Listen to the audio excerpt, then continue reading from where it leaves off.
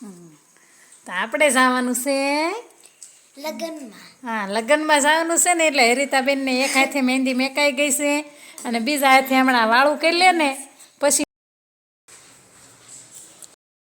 મહેમાન છે ને તે ઘરમાં ગીરી ગયા છો તો રોટલી દઈ દે જલ્દી જલ્દી બધુડું. હા, તો ડેલી ખુલ્લી હતી ને હા બધુડું ઘરમાં આવી આવ્યું. આ છે ને આ ગાયોવાળાને આ સારું ન લાગે હો.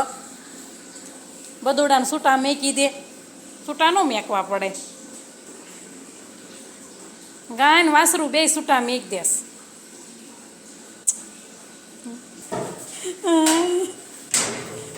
ઉગાડું સકલા આટું રોટલે નાખી છે ને એ ગાયું ખાઈ જાય. હા, હું યારું તું હાલ આવી વૈસા હે બધુડું એને માં કાં ગઈ હે હમણાં વૈસા હે ને માં પાસે ક્યાંય ન જાય. શું આવી આ એક આગા ડેલી ખુલ્લી મેકી હોય ને ત્યાં સુધી છે ને બીજું ઘર ન દેખાય.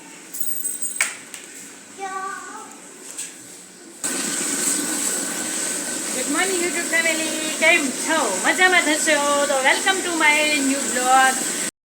તો અમારા બ્લોગમાં તમારું સ્વાગત છે. ને આજે બની રહી છે છાશ, અને છાશ બની જાય અને આપણે કપડાં ધોવાઈ જાય, ઘરનું સાફ સફાઈ બાકી છે, સાફ સફાઈ કરી નાખીએ અને કચરા પોતા વાસણને બધું કામ કરી નાખીએ પછી આપણે મળીએ.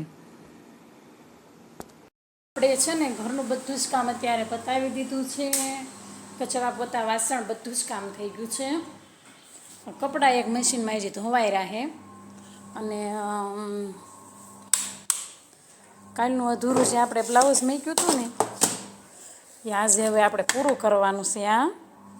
તો આપણે એ બ્લાઉઝ પૂરું કરી નાખીએ પછી રસોઈ બનાવવાનો ટાઈમ થઈ જશે.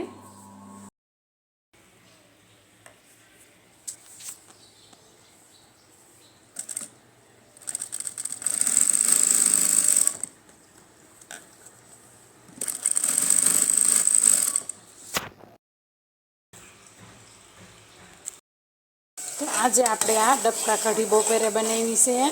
બધાને એમ થતું હશે કે ડબકા કઢી એટલે હું, અને આ બાજુ પીળા ભાત સડવા મેકી દીધા છે. મારી રીતે છે ને ડબકા કઢી બહુ ભાવે. 2-3 દિવસથી કહેતી મમ્મીમાં ડબકા કઢી બનાવી દેજો ને. ડબકા કઢીમાં છે ને આપણે આ પકોડા બનાવી લીધા છે નાના નાના, અને આ કઢી ઉકળી જાય ને એટલે આ પકોડા છે ને હા વરાળ નીકળે ને તો બતાતું નહીં થરવું. આ પકોડા એમાં નાખી દેવાના તળેલા. એમાં રરું આવશે ને એટલે છે ને એ કઢી નહીં ખાય પણ અંદરથી પકોડા વીણી લે. હા, પકોડાવાળી કઢી એની કે ડબકા કઢી. તો કઢી આપણી બની જવા આવી છે.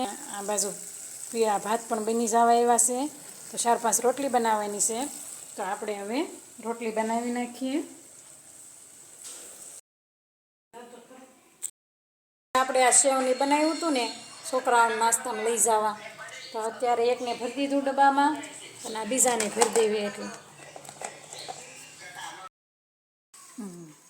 તો આપણે જવાનું છે લગ્નમાં. હા, લગ્નમાં જવાનું છે ને, એટલે હેરિતાબેનને એક હાથે મહેંદી મેકાઈ ગઈ છે અને બીજા હાથે હમણાં વાળું કરી લે ને પછી મેકવાની છે. અને આપણે વાળુંમાં છે ને ડુંગળીને કસુંબર બનાવી હતી, ખીચડી, થોડું ગાંઠિયાનું શાક અને સીતારામ તો કહી દો. સીતારામ બધાયને. આપી દો બેટા, હાલો.